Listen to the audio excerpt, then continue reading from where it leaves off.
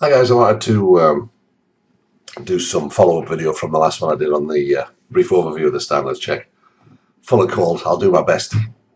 But I wanted to look first really at the risk management end of things, because this is the one that seems to really mess with people's heads. And there's lots of conflicting advice out there. Some of the advice that's given from some members of staff at the DVSA is just do what you've always done. And I think the clue there is that our job's always been about risk management. The Register of Instructors was created to make sure that you were giving safe instruction and you were creating safe drivers. So that's what risk management's about, really. It's are you keeping the learner, yourself, and everybody around you safe at all times. But also, part of what we're doing here is teaching or helping the learner learn how to manage risk on their own for when they're out on their own and we're not with them anymore. So the examiner guidance that the DVSA give their examiners is that it's vital that all parties in any on-road training situation, which is a safety critical environment, understand and are clear about where the responsibility lies for the safety of themselves, others in the vehicle, and other road users. Now, ultimately, to begin with, where the buck stops with us. We're responsible for making sure that we're safe. So there's two aspects to this, really. The first one being that we're responsible for their safety, the safety of other road users. And in certain circumstances, that can go as far as us actually exerting control of what's going on from the passenger seat by giving a command, by moving the steering, by using the dual brakes.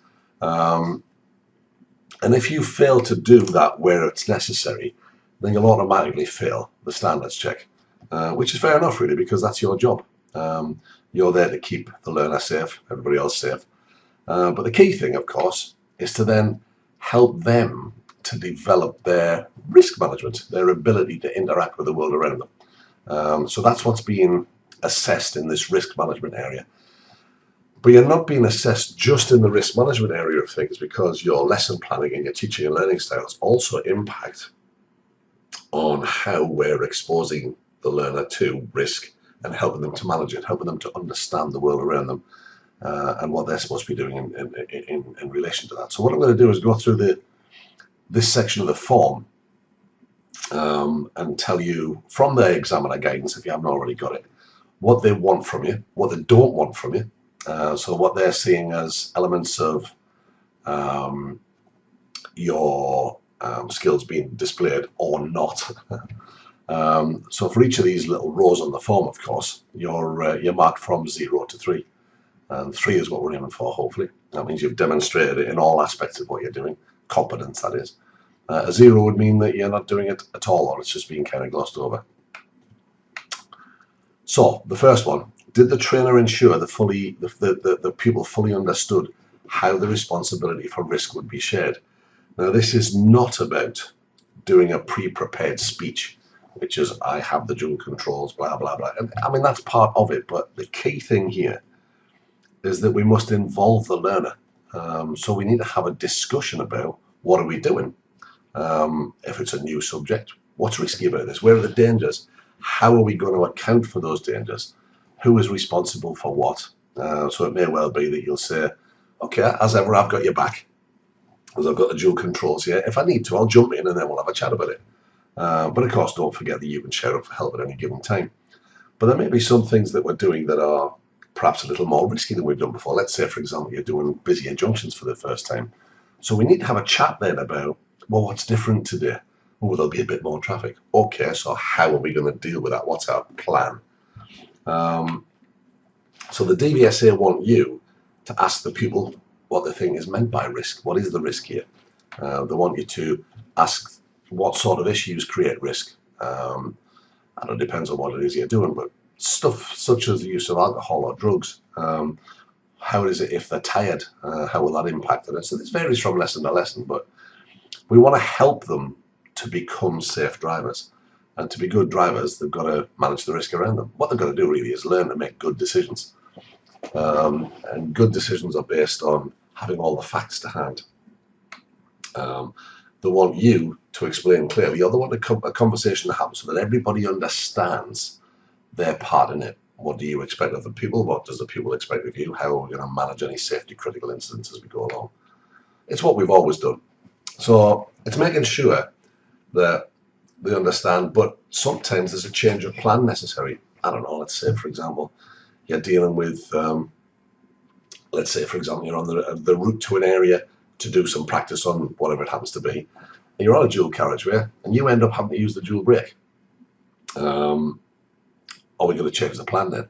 So do we understand, what we're doing and why we're doing it? That comes in a second as well. But do they understand what's expected of them? And when there is a change of plan, do they know why? Or do they know why they've been asked to repeat an exercise? Let's do that again. So it's always about involving the people and say, well, how did that work? What else might we do? What are we going to do next? What they're looking at, what they don't want you to do is to fail to address the issue of risk management, just to plow into a session and not even talk about it. To give incorrect guidance about where the responsibility lies for the management of risk. Fail to explain how you might use the dual controls. Undermining the pupil's commitment to being safe and responsible by agreeing what risky attitudes to alcohol use, that kind of stuff. And make sure you don't just ask the people to repeat a maneuver or carry out a particular exercise without making sure that they understand what role the ADI is going to play and what their responsibilities are. So basically what we're saying is we should make them aware of your overriding responsibility for safety and what to do if you intervene. If I've got to move the steering, please let go of it. Make them aware of any particularly risky elements in any proposed action plan which we've set up together in the lesson planning bit of it, and have a chat about, okay, there's some extra risk involved in that, how are we managing it? Did you help them to recognise risks in any plan that they might have for themselves, and what risk there is to them, to others, and again, how are we going to minimise the risk, how are we going to manage it moving forward? And did you help them to express views or opinions about risky behaviour perhaps you've seen in other drivers or other road users, and how they might deal with that going forward? So it's all really about helping them to find a slot in the world where they're not going to adversely affect other road users. That's what it's all about at the end of the day. That's what the L test's all about. So the second bit, well, this might seem fairly straightforward, but with the directions and instructions given to the pupil clear and given in good time. Now, I'm told by examiners who carry out these tests that quite often instructions are given late, or the instructions are not clear. Sometimes that's perhaps to do with nerves, who knows. But what they want you to do is to give clear, concise directions and instructions that are easily understood. Make sure that people understands what they plan to do and agrees with that plan.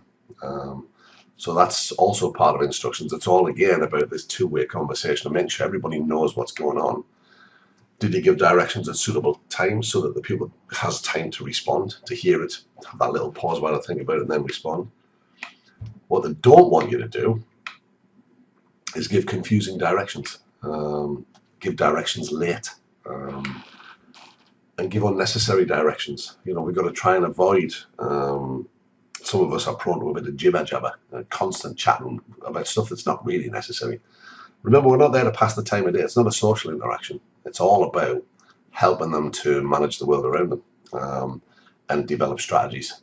So, and again, failing to recognize when your pupil is perhaps overloaded or is confused.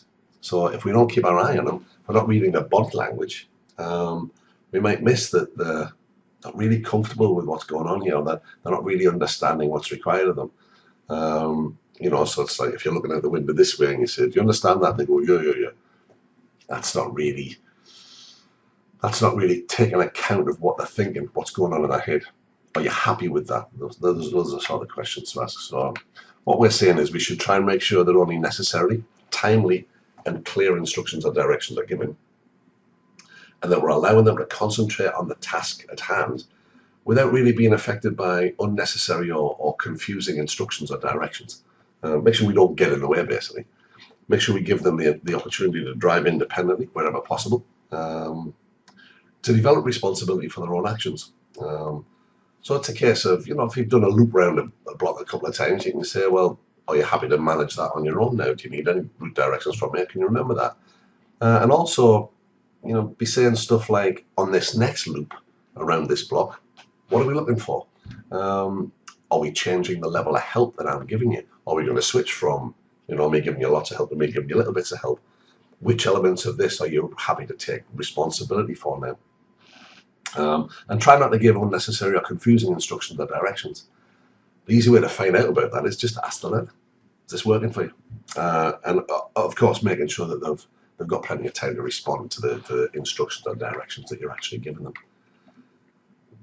This is an interesting one too. Was the trainer aware of the surroundings and the pupil's actions? Well, you could just say, well, yeah, if you're not, why are you doing this for a living? But this is another area where people fail. And this question's at the heart of everything we do. We should, this is the DVSA's guidance, we should be able to take in the outside world, be aware of what's happening and what impact that's going to have on us, observe the actions of the pupil, including any comments they make or lack of comments, because silence is also a response, and keep an eye on their body language. Do they feel uncomfortable about what they're going to do? So we need to be a little bit more intuitive. We need to try and work out what's going on. And if you're not sure, ask. That's always the way. Don't assume anything. And also to be able to judge whether the actions that they take are suitable for the situation they find themselves in. The classic one is the trundling up to a roundabout. We've all had it, and then they sort of freeze a little bit. They drop into that little trance-like state where things aren't quite happening. We need to be able to take action there. We need to be aware of the pupil's reaction to their surroundings and what impact that's going to have, because if they're running in that sort of state, then the risk is massively increased and we can't have that. And you need to respond accordingly to what you see and what you hear. So what we're saying really, what they don't want you to do is to not be aware of what's happening inside and outside of the training vehicle and the impact that our actions are having, you and the learner, on the world around us. That you're not observing the actions of the pupil, including any comments they make, and again, body language. They want you to be switched on and tuned in, really. And they don't want you to respond in a way that compromises safety. So what we're saying is, basically, were you aware of the circumstances around you and how your learner was feeling and thinking? Were you aware of the learner's ability to deal with the circumstances they find themselves in? Were you aware of your own body language as well as that of the learner? And critically, I think, were you aware of what the learner might do next? And if you're not sure, we need to ask that question, don't we? It's not like traditional instruction where it's like, do this, and I'll keep talking you through it and then gradually, prompt you after that and then let you have a go on your own. We want the learner involved in this process. Now, that's the whole idea behind client-centered learning. That it's no longer a one-way street, no longer you filling the pupil with your righteous knowledge and you managing the situation and eventually let them go on their own. We want them involved in that process.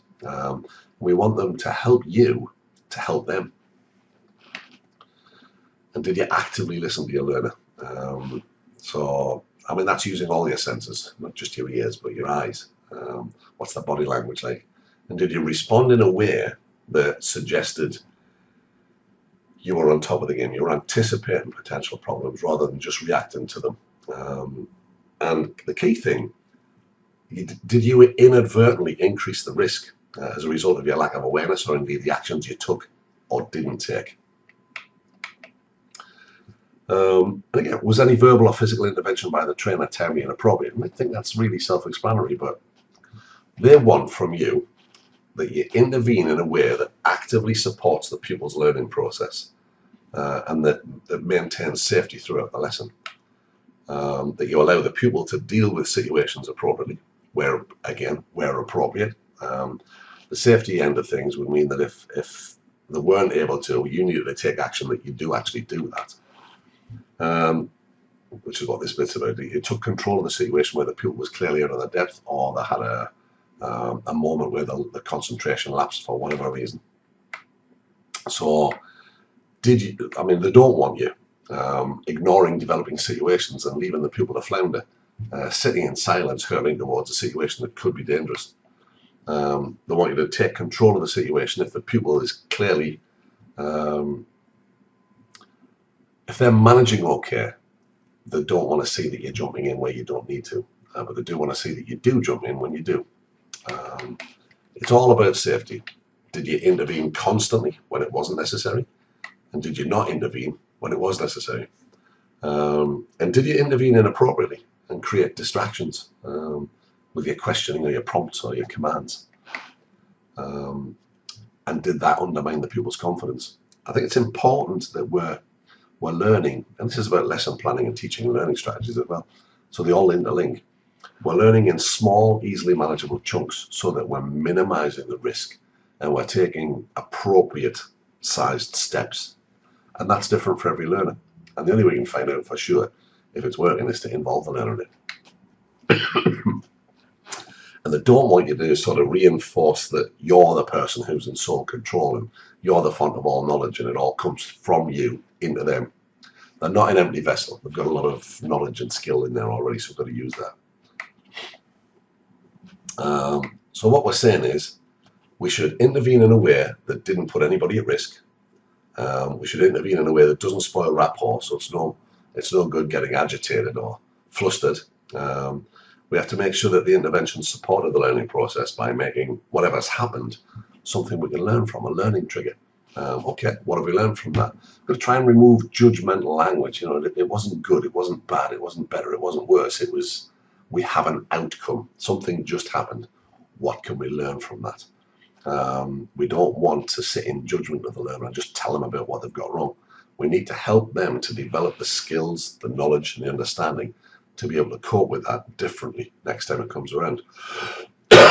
Excuse me. And intervening when necessary at the learner's direct or indirect request for help. Now, what I mean by that is sometimes they'll ask for help. Sometimes you can clearly see, this is the indirect request, they're struggling with something. And you can say, and yes, we all want to be coaches and, you know, do that as much as we can, but sometimes you can see clearly that just a little piece of advice or a little piece of guidance from you will get them over the hurdle, and then you can have a chat about it. So there's nothing wrong with instruction, as long as it's followed up with, okay, how did that help? So make sure that our intervention didn't inadvertently increase the risk of an accident or incident, and make sure that our interventions don't create a dependency within the learner. We're not forcing them into passive mode. We want them actively involved as much of the time as humanly possible. And again, this links through to our lesson planning and our teaching and learning strategies. So these three elements of the form are not separate things. They're all linked. And if you get them right, they all work really nicely. So risk management comes in right from the start in your lesson planning. What are we going to do today? How are we going to do it? What level of help do you want from me? How are we going to manage the risk? You know, what's the dangers that we're facing today? How are we going to manage those? What's our plan? So we can make sure that we're making everything work the way that we need to. So this is not something new, and it's not something that's overly complicated. And you can't really take care of it by having a pre-prepared speech that you're going to read at the start of the exam. The examiner wants to see the learner involved in the process, so that it's not just you managing the risk, that they're actually going to take part in it. And I think this is possibly the most important bit, in my head anyway, with sufficient feedback given to the pupil to help them understand any potentially safety critical incidents, either that happened or were near misses or whatever it happens to be. So what they want from you is that you find a safe place to stop, obviously, and examine what's just happened. Let's have a little chat about that. Allow the pupil time to express any fears or concerns the incident might have caused. I think also it's useful to think here in terms of not find a convenient place to pull over on the left, because that makes the learner think, oh, I'm going to get told off or something. Build into your lessons continuous review. Let's pull up for a review, and then as you pull up, just say to the learner, tell me what just happened. What have we learned from that? If you were doing that again, what else might you do differently? So stay calm in the first instance and get the learner used to the fact that, well, these are just learning triggers, things we can learn from if we just put the right sort of thought into it, the right processes next time. It's no good pulling them over, tell them what they've done wrong, what they should have done right, and then carry it on. That doesn't really help them to manage risk. And it can also create within the learner the ability to answer the question with the answer they think you want. You know, it's the difference between how could you improve that roundabout approach? Well, they probably know that you mean, you know, come in a bit smoother, change gear a bit earlier. So what we're going to say is, well, if you were doing that again, what would you do different? Well, what I would probably do, and what would that bring to you? How does that help in terms of managing the risk there? So it's that kind of discussion. It's not some pre-prepared speech. It's a live thing that's happening every second of every lesson, or it should be. Did you support the pupil to reflect clearly about what's happened? Okay, how was that? What were you doing there? What did we gain by that? What were the disadvantages? Doing it again, what else would we do? Doing it differently, what would that bring us? Did you provide input to clarify aspects of the incident that the pupil maybe didn't understand? Did you support the pupil to identify strategies for if it happened again, what would we do? Or if that was a busy roundabout, what impact would that have? If the visibility was reduced, how would that be in the dark? How would it be in the wet? Those kind of things. So we're helping them expand their knowledge and to think really clearly about the world around them. And did you provide input where they just didn't know what they should do differently? Now, not as a direct instruction. What I like to try and do is say to them, would you mind if I make a suggestion? Sure, no, not at all. Well, if I was doing that, what I would do would be this, this, and this. Do you want to try that? Now, the reason that I do it that way is because it keeps the pupil involved. If you start just giving instructions, then they will become a bit more passive, and they're then not actively involved in the risk management. And that's what creates great drivers, is people who make great decisions. Did you check that the pupil feels able to put whatever strategy we've talked about into place, or do they want to maybe take a couple of notches back? Okay, I think maybe there is a bit too much traffic for me today. Can we go somewhere a little bit quieter and kind of build up a head of steam again? And again, that drops back into the lesson planning, where the lesson plan has to change. And do we agree ways of developing that confidence if the pupil feels the need? Which is basically just what we said. What they don't want you to do is to fail to examine the incident properly, or worse still, just ignore it. Think, I'll do that later. Always mention it at the time that it's happened if you haven't got somewhere to pull over, because you might forget. They don't want you to take too long to address issues generated by an incident that's just happened. It's no good doing it at the end of the lesson. They don't want you to have the pupil not explore their own understanding, just to gloss over it. Oh, we'll talk about that later. No, they want it dealt with, because it's the core of what we do. They don't want you to tell the pupil what the solution is without checking their understanding. Always try and get them to find the solution if you can. And they want you to make sure that the pupil has the ability to put in place whatever the agreed strategy is. So again, that conversation needs to happen. Don't think of it, I think it's more useful to think of it in terms of, has a conversation happened, rather than giving and receiving feedback. Have you had a chat about it? Is everybody clear about what's supposed to be happening now? And that's what this is all about, really. Do we know what we're doing, how we're going to do it, what level of help is coming from you, what they're taking responsibility for, and how the experiences we've had, how does that impact on what we'll do the next time we come to it? So what we're saying really is we should find a suitable place to discuss what's happened as soon as it's practical, or deal with it on the move if the pupil has the skill to do that. Encourage the learner to reflect on what has just happened and what they can learn from it. Help them reflect on it and consider how they might deal with it differently next time, or change the lesson plan because of it. But again, that's a two-way street. It's a discussion. Investigate if the learner feels the need to develop new goals or new action plans in light of what's just happened. Perhaps the learning step you've taken is just a little bit too big. So we're going to maybe rein it back and go back to an intermediate route, perhaps, or do it at a different time of day. And make sure that the learner is happy with any new action plan. We can't enforce things unless it is a safety thing and you do need to take control. You need to have a discussion about how you're managing stuff going forward. If you have any questions about any of that, there's my email address on there. It's the same email address if you feel that you need training on any aspect of this. Particularly if you've recently qualified and you've got a standards check looming large. I know how worrisome that is. It isn't massively different from what you've done at part 3, except that on part 3 the learner was quite passive. The examiners are trained not to be helpful. That's how they're assessing your ability to manage the risk there. They are demonstrating risks or faults that, if left unchecked, would become unsafe. With a learner driver, it's a real thing now. So what we need to do is to investigate, because these are all different. The examiners nationwide will all behave pretty much the same. Your learner drivers won't. So we've got to find out what makes these people tick and how we can help them develop strategies to deal with the world in a different way and stay safe. So if you are newly qualified and you want some training, well, there's my email address, happy to accommodate. Don't have a massive amount of slots in my diary, but always happy to help. If you found this useful, I'm very glad. If you haven't, well, I'm sorry to have wasted your time. But if you follow this advice here, it might help you to see a little more clearly what the standards check's about, and particularly this risk element, because I see a lot of nonsense written about this. And I speak to people who are just planning on delivering a pre-prepared speech about, I have the dual controls and I can do this and that. No, you've got to, yes, you need to do that. That little chat needs to happen, but it needs to be a conversation, needs to be happening all the time about what has just happened or what might be about to happen and what we're going to do about it.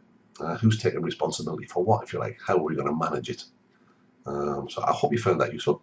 I'm going to do obviously one on lesson planning and one on teaching and learning strategy, but I wanted to do this one first because I think it's the one that creates the most confusion for people. Thanks for listening.